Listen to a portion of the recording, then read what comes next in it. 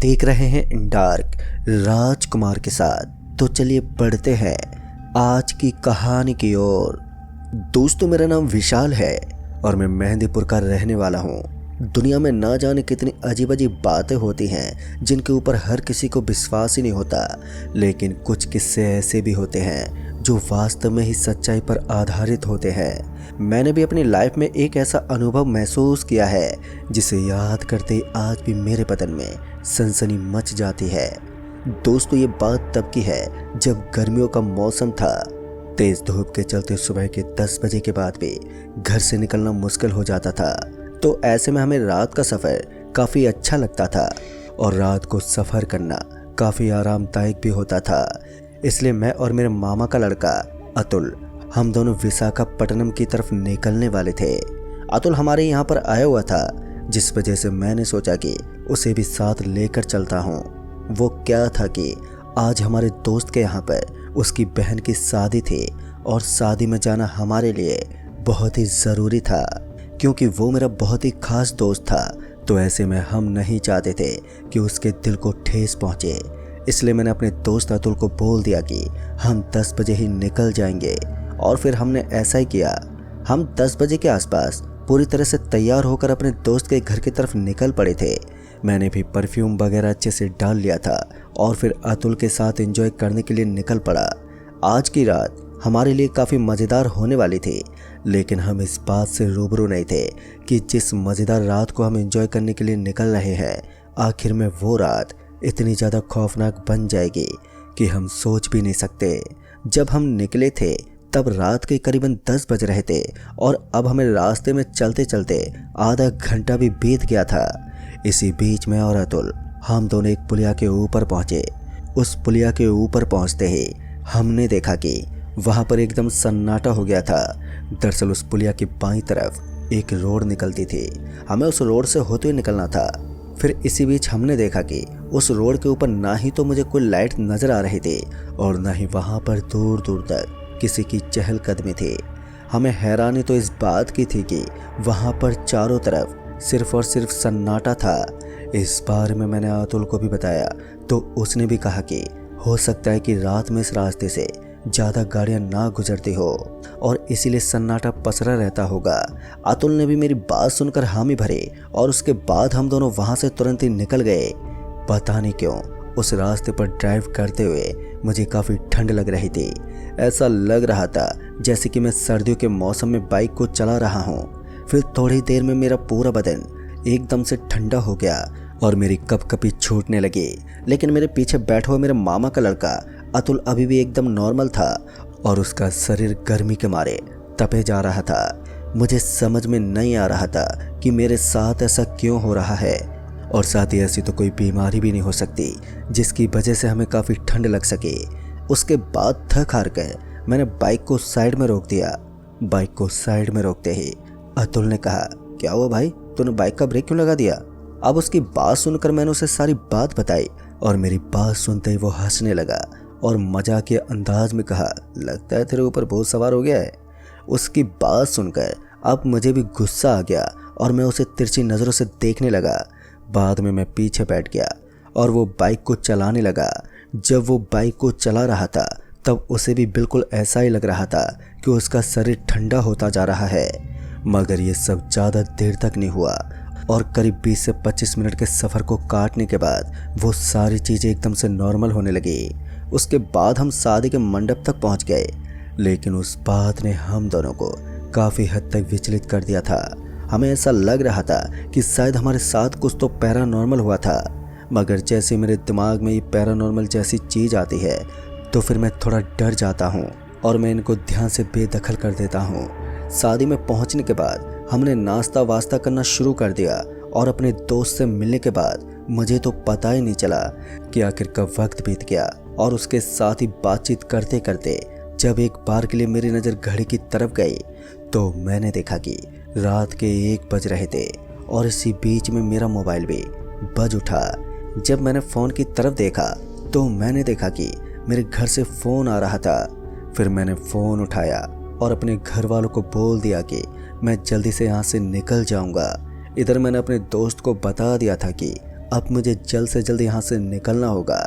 उसने भी मेरी बात सुनकर अपनी गर्दन हिलाई और उसके बाद हम दोनों वहाँ से निकल पड़े। अब रास्ता हमारे लिए थोड़ा कठिन हो गया था क्योंकि गहरी रात हो चुकी थी और आज से पहले मैंने कभी भी इतनी रात को बाइक को ड्राइव नहीं किया था। मेरे खास दोस्त विक्रांत ने मुझे आज शादी में ही रुकने को तो कहा था, लेकिन मैंने उसे समझाया कि कल अतुल राजस्थान पुलिस की एग्ज़ाम देने के लिए जाने वाला है, इसलिए हम दोनों के यहाँ से तुरंत ही निकलना होगा और उसे घर जाकर थोड़ी तैयारी भी करनी है। इसलिए मेरा दोस्त ज़्यादा जिद नहीं कर पाया और हम दोनों वहाँ से निकलने में कामयाब रहे। दोस्तों, हमें चेतावनी देते हुए विक्रांत ने बताया कि हमारे यहाँ जो रास्ता है इसके बारे में लोग कुछ रहस्यमय चीज़ों का जिक्र करते हैं, तो थोड़ा संभल कर जाना।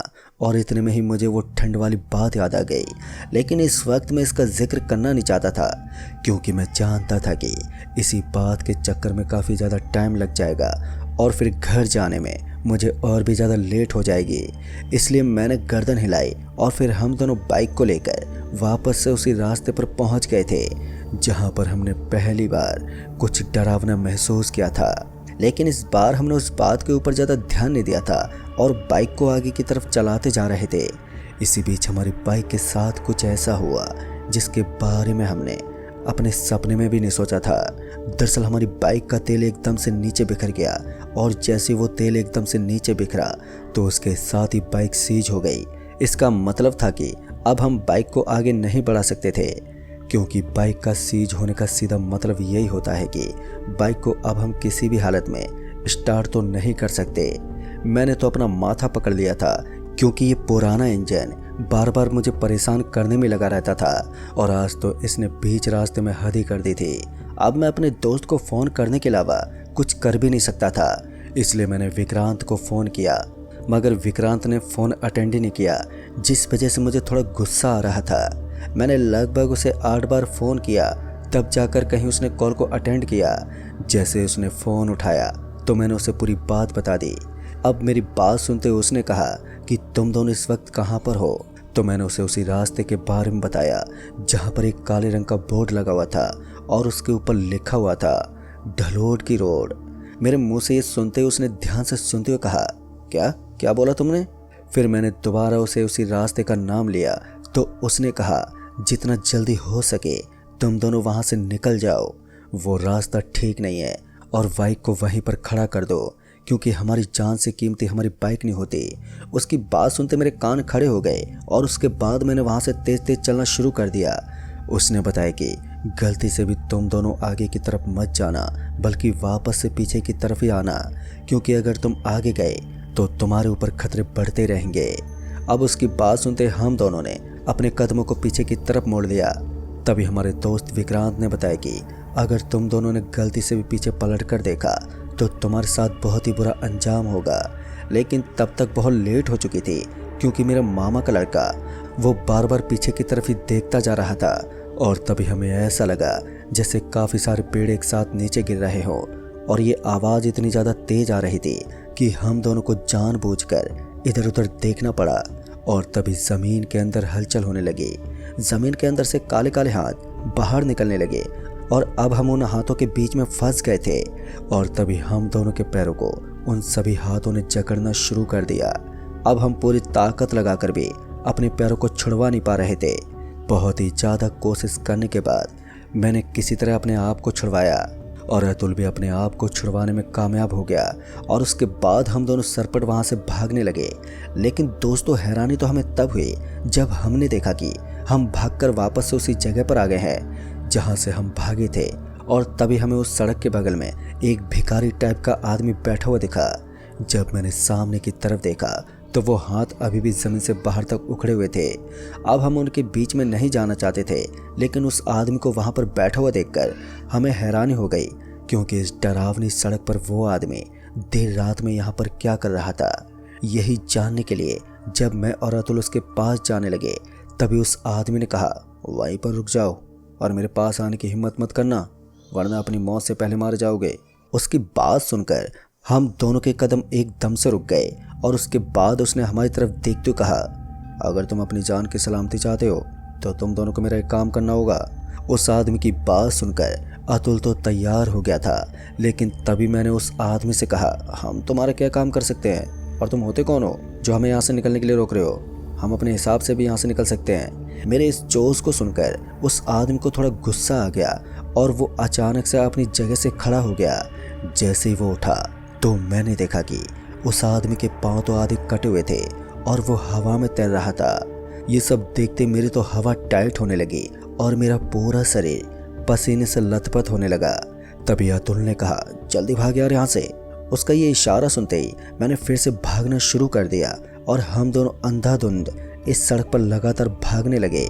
मैं अपने मन में भगवान का नाम जप तो कर रहा था, लेकिन उससे कोई फायदा नहीं होने वाला था।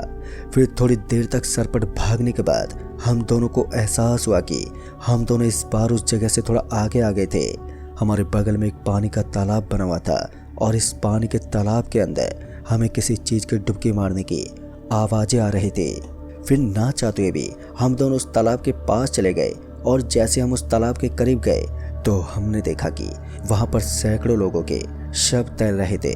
और ये सिलसिला देखकर हम दोनों की हिम्मत अब पूरी तरह से टूट गई थी, क्योंकि हम जिस तरफ भी अपने कदम बढ़ा रहे थे हमें उसी तरफ कोई ना कोई डरावना सिलसिला देखने को मिल जाता और हम दोनों बार बार पूरी तरह से डर जाते थे। तभी मेरे फ़ोन की घंटी बजी और मैंने फ़ोन की तरफ देखा तो विक्रांत का फ़ोन आ रहा था। फ़ोन उठाते मैंने उसे बताया कि हम इस समय तालाब के पास हैं। तालाब का नाम सुनकर तो उसने डरी हुई हालत में कहा, तुम दोनों माया की दुनिया में फंस चुके हो और अब हम लोग तुम लोगों को इतनी आसानी से ढूंढ भी नहीं पाएंगे। माया की दुनिया का नाम सुनते ही मैं अपना सर खुजाने लगा। तभी मेरे दोस्त विक्रांत ने बताया कि तुम लोगों ने ज़रूर किसी आदमी से बात की होगी। तो मैंने उसे सारी बात बताई और मेरी बात सुनते उसने कहा कि तुम लोगों को अब उस आदमी का काम करना होगा। अगर तुम उस आदमी का काम नहीं कर पाओगे तो हमेशा हमेशा के लिए उस तालाब के अंदर समा जाओगे। बस तुम्हारे पास सिर्फ 2 मिनट है। अब ये सुनते मेरी हालत पतली हो गई। तभी हमको पीछे से आवाज़ आई, ये जो बक्सा पड़ा है तुम लोगों को इस बक्से को लेकर एक खाई के पास जाना है और इसे उसके अंदर धकेल देना है। फिर जब मैंने देखा तो ये तो वही आदमी था। फिर मैंने उस आदमी से डरी हुई हालत में कहा, लेकिन इसमें इतना ज़्यादा कठिन क्या है जिसकी वजह से तुम ये काम हमसे करवाना चाहते हो? उस आदमी ने मेरी तरफ देखते हुए कहा कि तुम लोगों को सबसे अहम बात याद रखनी है कि तुम्हें इस बक्से को खोलकर ही उस खाई के अंदर डालना है, और अगर ऐसा करते हुए तुम्हें किसी ने देख लिया तो तुम्हें उसे भी उस खाई के अंदर डालना होगा। अब ये सुनते मेरे कान खड़े हो गए, क्योंकि अब मैं किस किस को पकड़कर उस खाई में डालूं मुझे समझ में नहीं आ रहा था। फिर मैं किसी तरह उस बक्से को लेकर जाने लगा और तभी मैंने सोचा कि बक्सा हल्का होगा, लेकिन उस छोटे से बक्से में करीब 10 किलो जितना वजन था। किसी तरह मेहनत मशक्कत करके हम दोनों उस खाई के पास पहुंच गए और उस बक्से को खोलने लगे। और जैसे हमने उस बक्से को खोला तो हमने देखा कि उस बक्से के अंदर एक दिल था जो खून से लथपथ था। दोस्तों, सच में ये नज़ारा हर किसी नॉर्मल इंसान के लिए बहुत ही खौफनाक होता है। मैंने उस बक्से को वहीं छोड़ दिया और उस बक्से को वहाँ पर छोड़ते ही मुझे अपनी आंखों में तेज चमक महसूस होने लगी और उसके बाद मुझे ऐसा लगा जैसे मैं आसमान से नीचे गिर रहा हूँ। और जैसे मैंने अपने आजू बाजू में देखा तो मैं उसी जगह पर खड़ा था जहाँ पर कुछ देर पहले मुझे हाथ वगैरह नजर आ रहे थे, लेकिन मेरा भाई अतुल वहाँ पर नहीं था। और जैसे मैंने इधर उधर देखा तो मैंने पाया कि अतुल बेहोशी की हालत में नीचे गिरा हुआ था। और तभी मेरा दोस्त विक्रांत भी वहाँ पर पहुँच गया। फिर हम अतुल को लेकर अस्पताल में पहुँचे। तब हमें पता चला कि अतुल के दिल में बहुत ही ज़्यादा प्रॉब्लम हो गई है और अगर ऐसा ही चलता रहा तो उसकी मौत हो सकती है। तभी उसके सारे परिवार वाले भी वहाँ पर पहुँच गए, लेकिन दोस्तों मैं अतुल को नहीं बचा पाया और अतुल की वहीं पर मौत हो गई। पर आज भी जब मैं सोचता हूँ तो मुझे याद आता है कि मैंने किसी दिल को उस खाई में फेंका था। कहीं ना कहीं वो दिल मेरे भाई अतुल का ही होगा। यही सोचकर मेरा दिमाग खराब हो जाता है। और जब मैंने ये बात अपने दोस्त विक्रांत को बताई तो उसे भी समझ में नहीं आया, क्योंकि वो भी नहीं जानता था कि उस माया की दुनिया में क्या होता है। खैर, अपने भाई का मौत का जिम्मेदार आज भी मैं खुद को ही मानता हूँ और उस दिन के बाद मैं रात में कोई भी शादी अटेंड नहीं करता हूँ। तो दोस्तों, इस कहानी में बस इतना ही। तब तक के लिए बाय एंड टेक केयर।